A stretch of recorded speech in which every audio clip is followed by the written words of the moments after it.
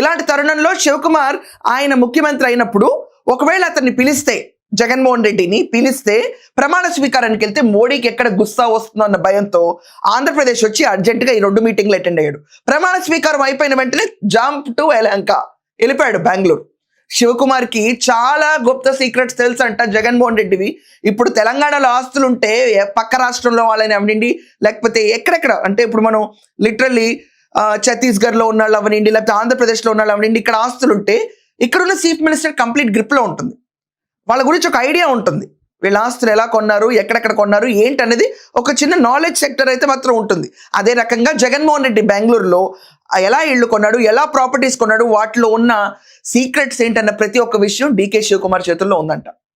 చేతుల్లో ఉండటంతో ఇప్పుడు ఆయన వచ్చి కాంగ్రెస్ క్యాడర్ని అంతా, ఇప్పుడు వైసీపీ క్యాడర్ని అంతా కాంగ్రెస్లో కలపాలి, లేకపోతే ఖబర్దార్ అన్న స్టేట్మెంట్ ఇచ్చేటప్పటికి ప్రమాణ స్వీకారానికి వెళ్తే మోడీ కోపం వచ్చి పూర్తిగా జైలు జీవితం అవుతుందేమో నా లైఫ్ అని భయపడి ప్రమాణ స్వీకారాన్ని అవాయిడ్ చేయడానికి ఆంధ్రప్రదేశ్ వచ్చి 2 మీటింగ్లు పెట్టి ఇమ్మీడియట్గా ప్రమాణ స్వీకారం అయిపోయిన వెంటనే బెంగళూరుకి జంప్ అయిపోయిన జగన్మోహన్ రెడ్డి.